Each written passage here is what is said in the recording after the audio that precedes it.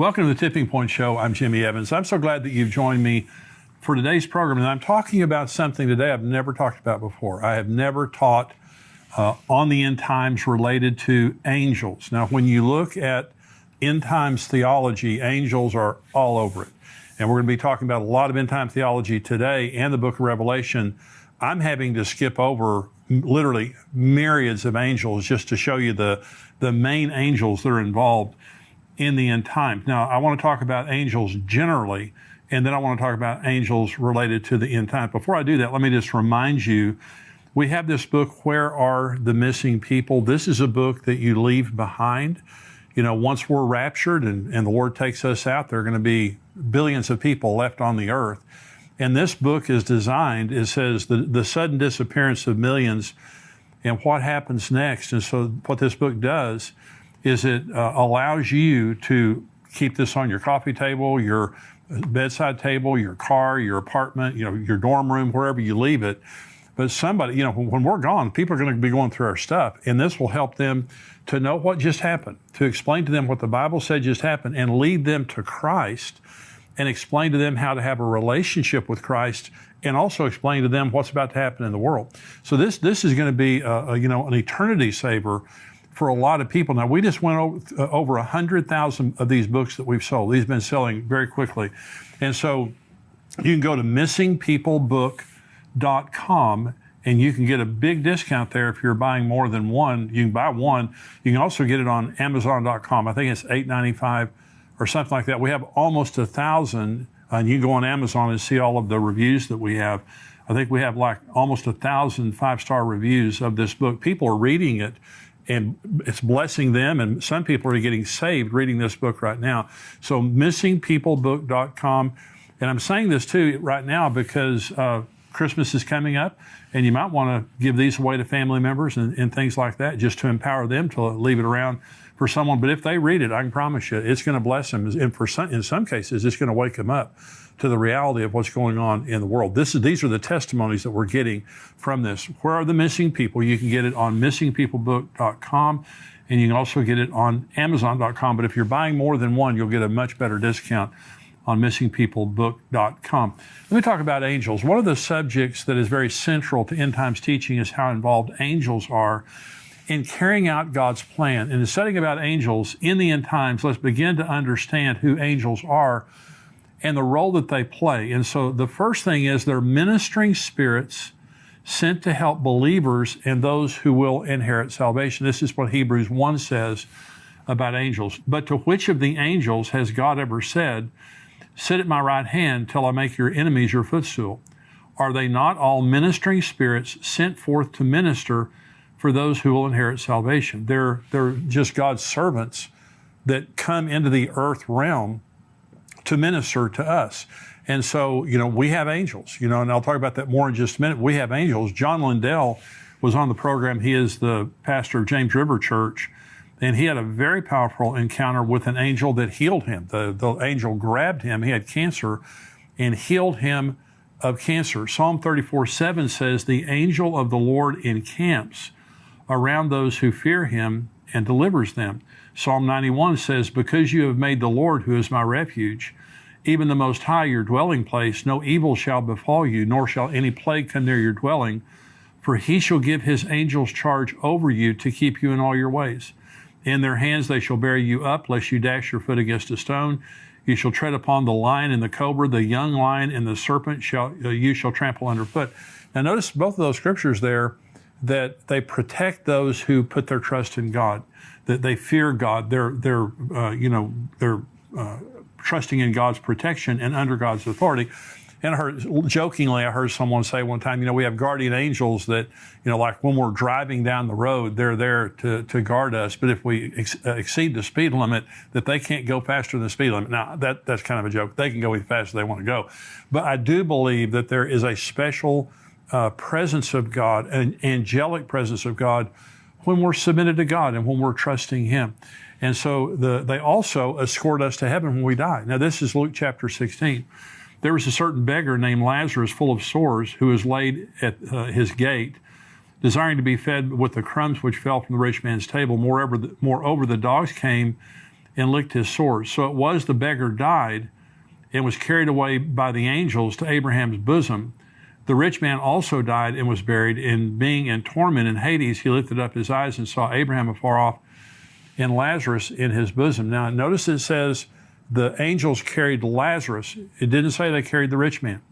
And so now I've been at the bedside of many, many believers when they died. Let me tell you, when I was a young pastor, I dreaded doing funerals, and I dreaded people dying in the church that I pastored. But when it started happening, one of the things that I noticed was the presence of God at the death of a Christian is unbelievable. It's one of the most precious things in the world, most powerful things in the world. And my father-in-law died a few years ago, very strong Christian, went to sleep and never woke up again. And so we talked to the hospice nurse, and she said, well, he's maybe a day or two away from passing. And she said that don't be surprised right before his heart stops beating if he doesn't open his eyes and reach his arms out. She said, because the angels come for him. Well, if there's anyone who knows about that, it would be a hospice nurse. And she said it just matter-of-factly. Then I believed her. And so as a believer, when we pass, angels come and take us into the presence of God. And the Bible says that very clearly there. Children have angels. This is Matthew 18. Jesus said, take heed that you do not despise one of these little ones. For I say to you that in heaven their angels always see the face of my Father who is in heaven. So God evidently assigns an angel to each one of our children. And remember, up until about the age of 13, children, any child that dies goes to heaven. And so they're before the age of accountability.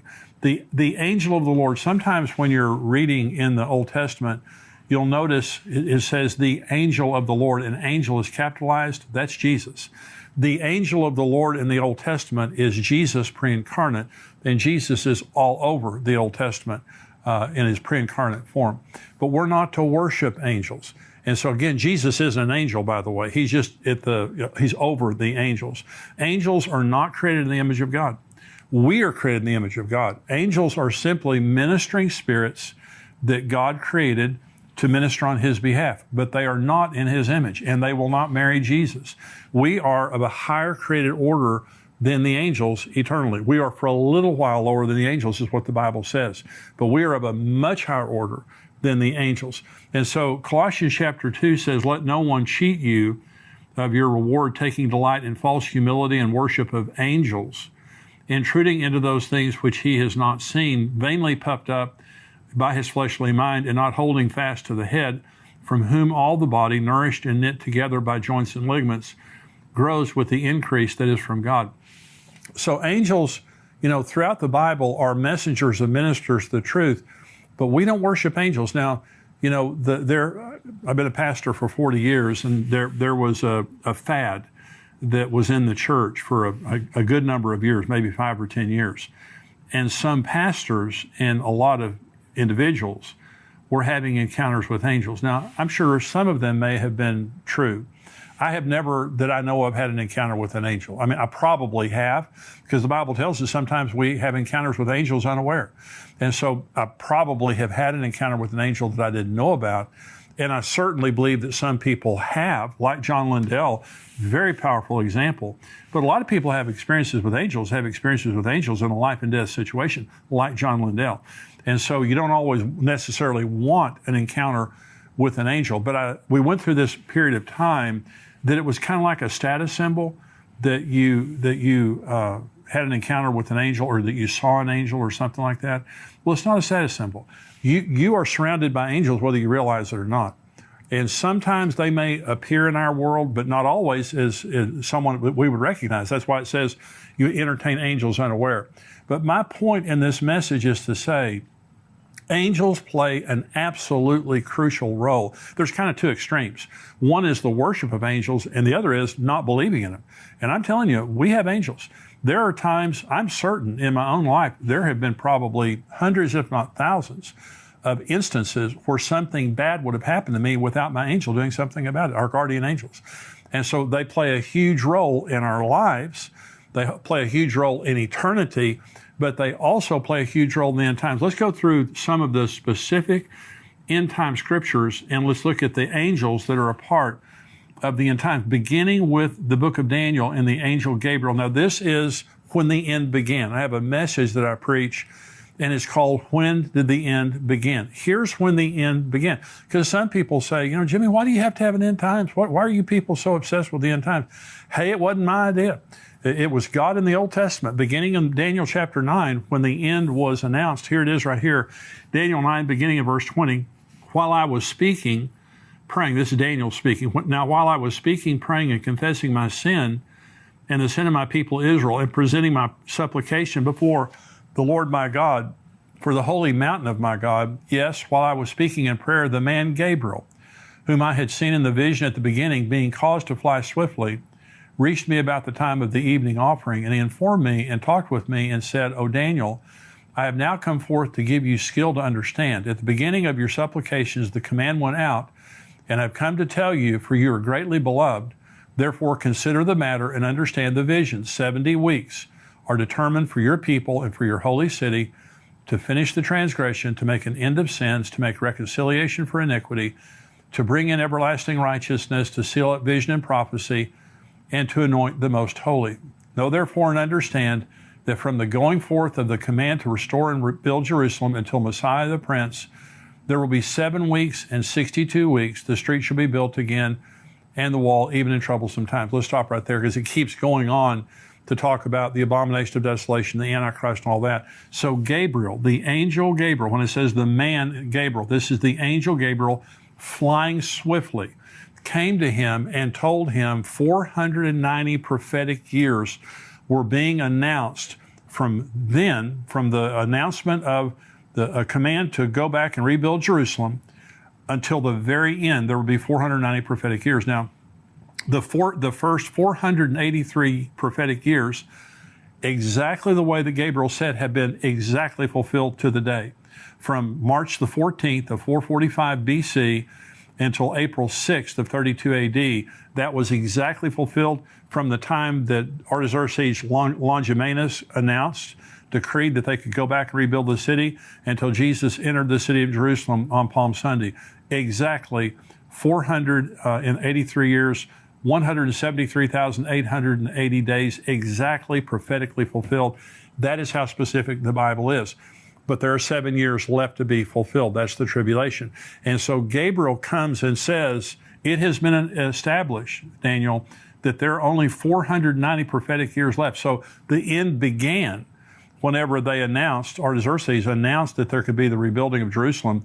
It ends at the end of the tribulation. This age ends at the end of the tribulation. But God sent Gabriel, the angel, to begin all that. So angels also announced the location of the second coming of Christ. When Jesus ascended, this is Acts chapter 1, when he had spoken these things, while they watched, he was taken up, and a cloud received him out of their sight. And while they looked steadfastly toward heaven, as he went up, behold, 2 men stood beside them in white apparel, and also said, Men of Galilee, why do you stand gazing up into heaven? This same Jesus, who is taken up from you into heaven, will so come in like manner as you saw him go into heaven. Now remember, this is the Mount of Olives, and Jesus is standing there, and he ascends from the Mount of Olives. This is Zechariah 14, speaking about the second coming. Then the Lord will go forth and fight against those nations as he fights in the day of battle. And in that day his feet will stand on the Mount of Olives, which faces Jerusalem on the east, and the Mount of Olives shall be split in two from east to west, making it a very large valley. Half the mountain shall move toward the north, and half toward the south. Then you shall flee through my mountain valley, for the mountain valley shall reach to Azal. Yes, you shall flee as you fled from the earthquake in the days of Uzziah, the king of Judah. Thus the Lord my God will come, and all the saints with you. Now, this is a parallel text with Acts 1. It's also a parallel text with Revelation 19. It says, Thus the Lord my God will come, and all the saints with him, and return to the Mount of Olives. Revelation 19 says that that's where it talks about the marriage supper of the Lamb. And then it says that he returns on a white horse, and all the saints return with him. So understand this. When the rapture happens and we go to heaven for 7 years, and I'll be answering a question during the subscriber portion about the timing of the marriage supper of the Lamb. And I've got a very specific question, because some people believe that the marriage supper of the Lamb doesn't happen until the end of the tribulation based on Revelation 19. I'm going to correct that. But Jesus comes and we come with him. When Jesus returns to the earth, we literally come right up, we're looking right over his shoulder when it happens. It's going to be an unbelievable moment. But an angel is the one who announced the specific location where Jesus was going to come back in the New Testament. We'll get right back to Tipping Point in a moment, but I wanted to take a second to tell you about our sponsor, ExpressVPN. Going online without ExpressVPN is like leaving your kids with the nearest stranger while using the restroom. Most of the time it's probably fine, but you never truly know who you're trusting. What if they're a kidnapper or a serial killer? ExpressVPN creates a secure tunnel between your device and the internet. It would take a hacker with a supercomputer over 1 billion years to get past ExpressVPN's encryption. It is so easy to use. You just start the app and press one button to get protected. You can connect up to 5 devices simultaneously, and it works on all your devices. Protect you and your family today and get an extra 3 months free by visiting expressvpn.com/endtimes. That's expressvpn.com/endtimes. To stay safe and get an extra 3 months free, visit expressvpn.com/endtimes. The rapture will also occur with the voice of an archangel. 1 Thessalonians 4. The Lord himself will descend from heaven with a shout, with the voice of an archangel and with the trumpet of God. And the dead in Christ will rise first. Then we who are alive and remain shall be caught up together with them in the clouds to meet the Lord in the air.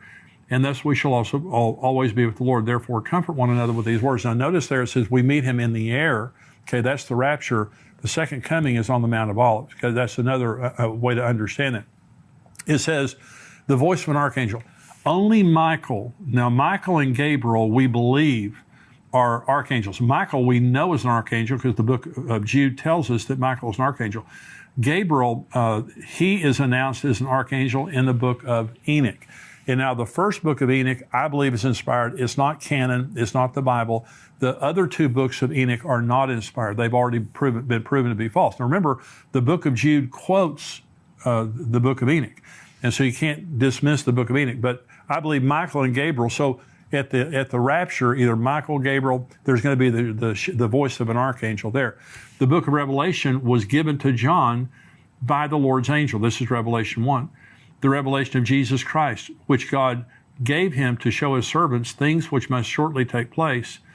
And he sent and signified it by his angel to his servant John, who bore witness to the word of God and to the testimony of Jesus, to all the things he saw. Blessed is he who reads and those who hear the words of this prophecy and keep those things which are written in it, for the time is near. The book of Revelation is the only book in the Bible that promises a blessing to people who read it. That's why it's so important to read it.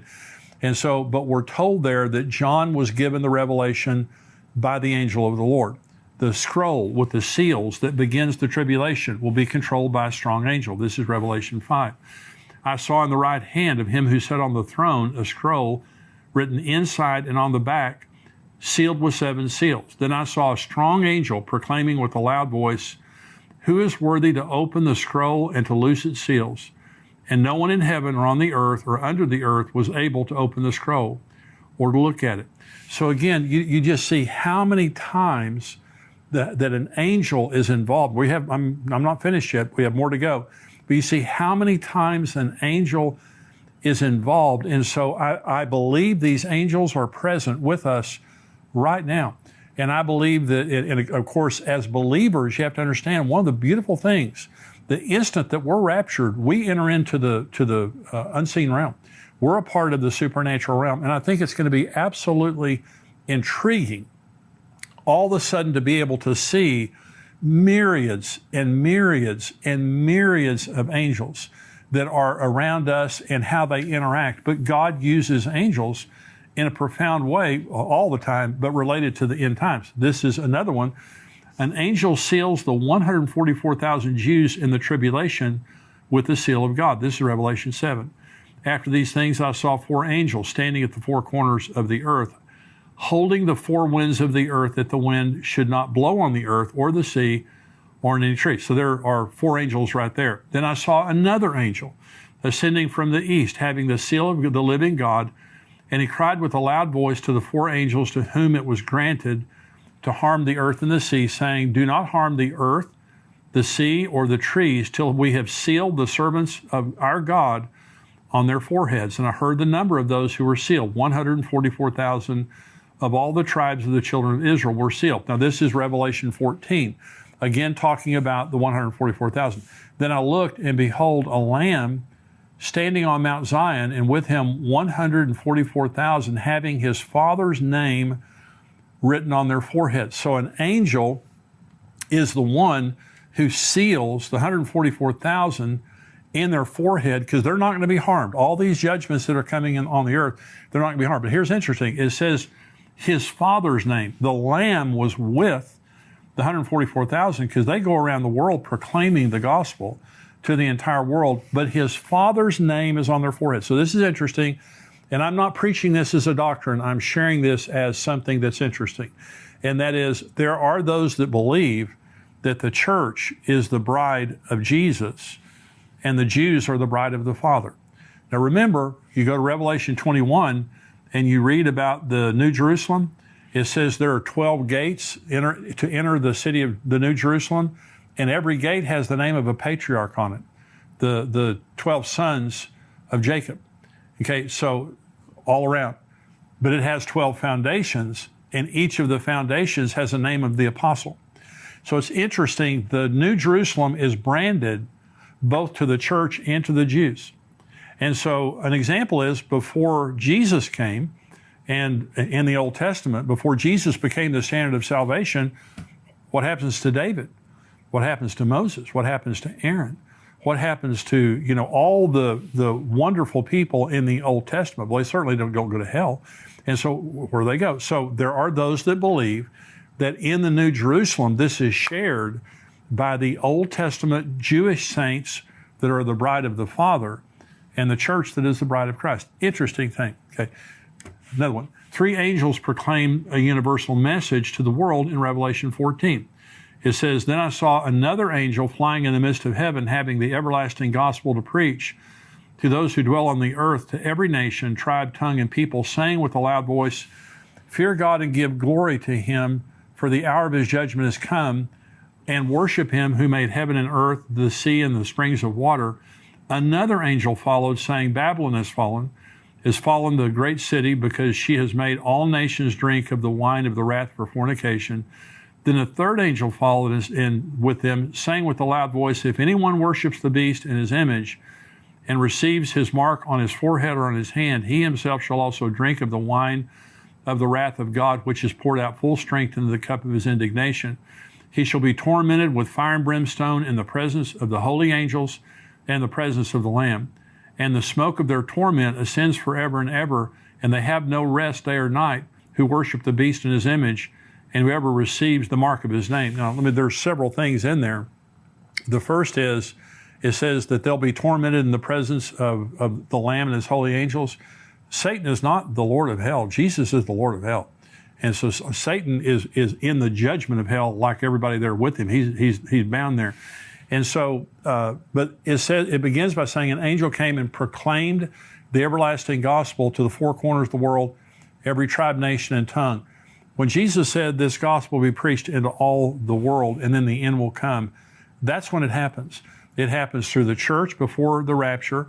It happens through the 144,000 after the rapture. It happens through the 2 witnesses after the rapture. And finally, it happens with this angel in Revelation chapter 20, preaching the gospel supernaturally to every person on earth. And so these angels that are proclaiming the gospel, and Babylon is fallen, and the unforgivable sin of taking the mark of the beast, these are all angels proclaiming 3 important messages. And here's finally, an angel binds Satan for 1,000 years at the beginning of the millennium.